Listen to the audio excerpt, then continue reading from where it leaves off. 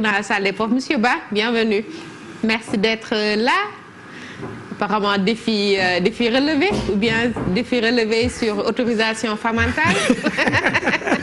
Non, en réalité, permettez-moi de reprendre votre expression. En réalité, c'est beaucoup plus parce que ce que je porte m'a été offert par une personne qui me tient à cœur. C'est ma grande sœur, Mariatou Diakhaté. Donc je suis prêt à porter ça 1000 fois. Pour dire 1000 fois Mariatou, je t'aime. Merci beaucoup. Merci et bienvenue. Voilà. Aujourd'hui, nous allons encore parler philosophie avec vous et le thème que vous aviez annoncé, c'était la science c'est amour, je pense. Bismillah, gel, amour. La science c'est amour. Mais Socrate moo njëkk a wax ne l'amour est divin. Kon nag toujours ni ma koy waxee rek bismillahi rahmani rahim. Demander secours à Allah, faire recours à la science et faire un détour à la tradition. Et je crois que Massamba aura intérêt à nous faire une émission sur les recettes de la tradition qui pourraient aider à lutter contre le Covid-19. Promis. Merci beaucoup. Alors, donc, bismillahi rahmani rahim. Alors, tout ça, c'est au nom de la science. Voilà. Tout ça, c'est au nom de la science. Comme je l'avais fait vendredi, avec le chiffre 2, je reviens aujourd'hui avec une nouvelle innovation pédagogique. Et je voudrais parler aujourd'hui de la plus belle fille de notre époque, mais de la plus dangereuse fille de notre époque, la science. Alors, nous avons ce mot de science. Qu'est-ce qu'un philosophe peut dire de la science? Qu'il nous soit permis de faire un petit rappel. On dit souvent que la philosophie est la mère des sciences. En réalité, la philosophie et la science ont été une seule et même discipline durant 23 siècles. Du 6e siècle avant Jésus-Christ jusqu'au 17e siècle, je crois que 17 plus ça fait 23. On ne parlait que de la philosophie. Le philosophe était en même temps un scientifique et tout ce qu'il doit être. Mais à partir du 17e siècle, pour des besoins de concret, la science va opérer une rupture. Évidemment, les philosophes sont à l'affût, je le sais. Dès que vous dites le mot science, on va vous quereller. Il n'y a pas une seule science. Il y a beaucoup de sciences. Je connais la classification. Alors, mais pour faire un peu dans l'orthodoxie et circonscrire mon objet d'étude, je vais parler de la science au sens le plus moderne en faisant appel à André Lalande. La définition que donne André Lalande nous permet de savoir, quand nous prononçons le mot science, nous parlons exactement de quoi? Que dit André Lalande? André Lalande écrit dans son livre, je crois qu'il s'appelle Vocabulaire technique et critique de la philosophie. Chers élèves, il faut vérifier toujours, puisque nous sommes en science. Il dit ceci. La science est un ensemble de recherches et de connaissances ayant un degré suffisant d'unité et de généralité, susceptible d'amener les hommes qui s'y consacrent à des conclusions concordantes, mais qui ne relèvent pas de leur goût, qui ne relèvent pas de leurs intérêts individuels, ni de conventions arbitraires, mais plutôt de relations objectives que l'on découvre graduellement et que l'on confirme par des méthodes de vérification bien définies. De ce point de vue, il n'y a plus problème de faire quiproquo, on sait, on parle de quelle science. La définition d'André Lalande, elle est très belle. Et André Lalande a ce génie de ne faire que définir des mots. Mais par souci pédagogique, parce que nous connaissons aussi nos élèves, et nous nous sommes rendus compte à l'examen quand nous corrigeons les bacs, quand le sujet porte sur la science, qu'il y a deux problèmes. Soit l'élève n'a pas la possibilité de dire toutes les caractéristiques de la science dont il a besoin, soit, même s'il les connaît, il n'est pas capable de les engranger de façon logique. Alors, en tant que professeur, en tant que pédagogue, on a essayé d'inventer quelque chose qui pourrait nous permettre d'emprisonner l'essentiel des caractéristiques de la science dans un seul mot. Alors, au début de mes recherches, j'avais trouvé en disant que la science est Roum. Et je disais aux élèves, l'avenue Roum. Je crois que Roum, c'est l'un des premiers gouverneurs qui a créé le palais, ou en tout cas qui est dormi dans le palais, quelque chose comme ça. Rationalité, objectivité, universalité, méthode et surtout méthode. Mais au bout du temps, je me suis rendu compte que les élèves se perdaient. Parce que comme ils n'ont pas cette grande culture, souvent ils disent, mais monsieur, vous avez dit encore quel mot? Vous dites, quel mot vous avez dit? Alors je me suis dit, il faut quand même développer un peu plus de génie pour trouver un mot qui colle à leur réalité et à leur propre cœur. Et j'ai trouvé le mot amour. Oui, donc j'ai trouvé le mot amour pour vous permettre, une fois pour toutes, de fixer pédagogiquement les caractéristiques de la science. C'est une façon de vous aider à ne plus les oublier, mais aussi à comprendre leurs relations logiques. Alors, nous disons A. Je sais que Thalès connaît. Qu'est-ce que ça signifie? La science est une activité.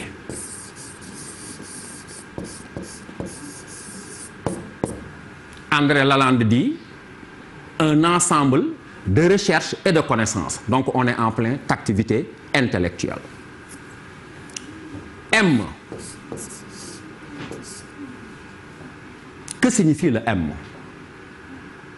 La science a pris, si je peux m'exprimer ainsi, le dessus, en tout cas à un certain point de vue sur les autres types de connaissances, parce qu'elle a réussi à mettre sur place quelque chose qui est fondamental dans toute recherche, c'est la méthode.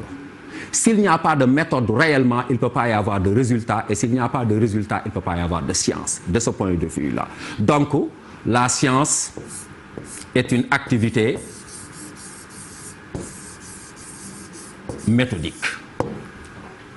On aurait pu élargir en parlant de la méthode de Claude Bernard, qui passe depuis l'observation, qui pose des hypothèses, qui vérifie ces hypothèses dans son laboratoire pour les confirmer ou pour les infirmer et tirer des conclusions. Ensuite, nous avons le O. Les scientifiques, en tout cas en ce qui concerne leur propre travail, dépassent aussi, de ce point de vue, les autres penseurs. Parce que le scientifique s'emprisonne dans une objectivité, mais une double objectivité, Madame Kahn. Il y a une double objectivité dans la science. La science, elle est objective. Jojo, pourquoi? La science, elle est objective parce que d'abord, le scientifique, quand il travaille, il ne cherche aucune utilité. C'est la première forme d'objectivité de la science. Je dis à mes élèves, et je vous le répète tout le temps, quand ils travaillent, uti ci xaalis, uti ci jigéen, uti ci alal, uti ci tur, uti ci nguur. Ils travaillent au nom de la vérité et rien que la vérité ne l'intéresse. Point d'utilité. Mais la science aussi, elle est objective parce que dans son déploiement, dans la quête de la connaissance, le scientifique est obligé d'imposer un silence total à ses propres sentiments, à ses convictions religieuses, à ses convictions politiques, à ses convictions culturelles. Mais surtout, il est obligé de renoncer à toute forme d'opinion. D'abord ses propres opinions, mais aussi les opinions reçues. Et Bachelard dira, l'opinion ne pense pas, l'opinion pense mal, elle ne pense même pas. Et un autre philosophe dira, l'opinion raisonne, mais ne raisonne pas. J'aurais bien aimé que les élèves envoie un message à M. Massamba ou à Mme Kane qui dit comment on écrit cette formule de Christian Godin qui se trouve dans un livre essentiel qui s'appelle Au fil de la philosophie. Il dit l'opinion raisonne mais ne raisonne pas. Les deux mots s'écrivent de la même manière. Alors, envoyez des réponses à la télévision et on verra. Peut-être qu'on va récompenser les meilleurs. Donc là, elle est objective. Et finalement, la science, avant-dernière chose, elle est universelle. Et j'ai dit à un élève, pour savoir que la formule, on l'a travaillée, si vous renversez la logique en mettant le U à la place du O, vous faussez. Vous avez tort scientifiquement, vous avez tort logiquement.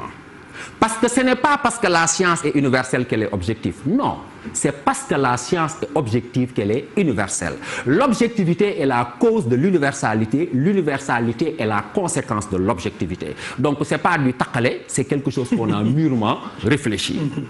C'est parce que le scientifique est capable de s'arrêter à son objet d'étude uniquement, d'imposer un silence à son cœur, à ses ambitions, à ses intérêts, qu'il arrive à trouver quelque chose que tous les scientifiques du monde, en tout cas, peuvent partager, ne serait-ce qu'un même instant, ne serait-ce qu'un temps, parce que dans l'objectivité, le scientifique ne met pas du sien, il s'arrête à l'objet, il ferme son cœur, il n'écoute que sa raison et ses propres déterminations. C'est pourquoi d'ailleurs on dit que dans l'objectivité, il y a le mot objet, alors que dans subjectivité, il y a le mot « je ». Dans la subjectivité, je peux libérer mes sentiments. Et quand je libère mes sentiments en disant que M. Massamba Mbaye est le plus beau du Sénégal, c'est de la subjectivité. Il y a des gens qui ne seront jamais d'accord. Mais quand je dis que c'est un animateur, il a tel âge, il est sénégalais, il est habillé comme ça, je me suis arrêté à l'objet. Et tous les gens qui entreront ici, ils auront exactement la même chose. Donc ce n'est pas un hasard. La science devient ainsi universelle. Et je dis à mes élèves qu'elle est dans la citation d'André Lalande, le morceau de phrase, la partie de la citation qui montre que la science est universelle. Effectivement, André Lalande dit des conclusions concordantes. Nous ne sommes plus dans le domaine de la singularité théorique, nous sommes dans le domaine de l'universalité. Ce qu'a dit un scientifique, qu'il soit un Chinois qui habite en Chine, qu'il soit un Sérère qui habite à Sine, ils diront exactement la même chose parce que ce qu'ils disent ne relève pas de leurs sentiments ni de leur religion, ce qu'ils disent relève d'un objet. C'est ça, c'est du verbe, ça s'arrête là. Et donc, elle est universelle. Et finalement, pour compléter le mot amour, la science a une démarche rationnelle. Tout part de la raison. Dès l'instant que la science a opéré une rupture, elle ne peut plus se fier à la foi comme la religion. Non. Elle ne peut pas se fier à des êtres imaginaires comme le mythe. Elle ne peut pas se fier à la philosophie par la simple rationalité, mais même si la science devient rationnelle, elle a ceci de plus que la philosophie. Sa rationalité, comme je l'ai dit, autre chose, est une rationalité qui se vérifie par la vérification et l'expérimentation de son objet d'étude. De ce point de vue, la philosophie devient rationnelle. Donc, nous avons la science, c'est amour. La science est une activité méthodique, objective, universelle et qui a une démarche rationnelle. Je vais poser le stylo en disant quelque chose de très fondamental. D'abord, je le rappelle toujours à ses élèves, le mot rationnel, quand on l'écrit, prend 2 N. Mais le mot rationalité prend un seul N. Rationaliste prend un seul N. Vraiment, je suis très content d'être là. Et je vous remercie beaucoup. Merci beaucoup, Monsieur Ba Sanoussi, professeur de philosophie. Encore 1000 merci. Et comme disait Senghor, le concours général ne devrait pas être l'arbre qui cache la forêt. Merci beaucoup. C'est toujours un plaisir pour nous de vous recevoir. Je pense que le message de M. Ba est bien passé, docteur Massamba. Encore beaucoup d'efforts, encore beaucoup de sacrifices de la part des apprenants pour un meilleur rendu. Mais effectivement, parce que la véritable question, c'est l'outil de travail. Si aujourd'hui on enseignait en Sérère, on enseignait en Diola, ils diraient la même chose. Donc ce n'est pas un privilège qu'on accorde aux Français, mais pour l'instant, reconnaissez-le, c'est la langue de base, c'est la langue de travail. En tant que langue de travail, donc maîtrisez-la. Je pense que le professeur Sanoussi nous a montré que la quintessence d'un cours peut être maîtrisée à partir de ce qu'on appelle la mémotechnique. Voilà. La mémotechnique, c'est retenir à partir d'un certain nombre de structurations de votre organisation mentale des éléments structurants pour que votre mémoire cognitive puisse se réveiller. Parce que vous savez, on a toujours une mémoire affective, une mémoire cognitive. Et cette mémoire affective-là, c'est souvent quand on veut se souvenir d'une douleur, quand on approche sa main de la bougie, on sent la douleur avant de l'avoir touchée. Parfois, on est dans une situation où un proverbe arrive. Le savoir revient. Donc ces types de mémoires-là, ce sont des mémoires qu'il faut stimuler chez nos élèves. Et je suis d'accord avec lui, l'objectif de la salle des profs, c'est que les élèves revoient et voient qu'apprendre, c'est beau. Aller à l'école, c'est du plaisir. Ce plaisir d'aller à l'école, ce plaisir d'apprendre, cette passion que vous avez partagée, c'est l'objet pour lequel nous organisons la salle des profs. Pourquoi nous l'avons ouverte? Nous l'avons ouverte parce que cette salle des profs est le lieu où les professeurs discutent passionnément de leur sujet, de leur objet et partagent ce qu'il a dit, c'est ce qu'on se dit entre nous. Mais je pense que la solution, c'est que autant le maître de CM2 a rappelé aux élèves la fonction adjectivale, autant le professeur de 3e leur a expliqué que cet adjectif-là pouvait être mobile à l'intérieur d'une phrase, autant le prof de philosophie arrive à qualifier la science parce qu'elle l'appelle méthodique, elle l'appelle objective, elle l'appelle universelle, elle l'appelle rationnelle. Donc des 5 mots qui définissent la science ou qui renvoient à la science, il n'y a qu'un mot qui a une fonction, qui a un statut de substantif, c'est le mot activité. Mais cette activité est aussi au féminin. Merci beaucoup, docteur Massamba.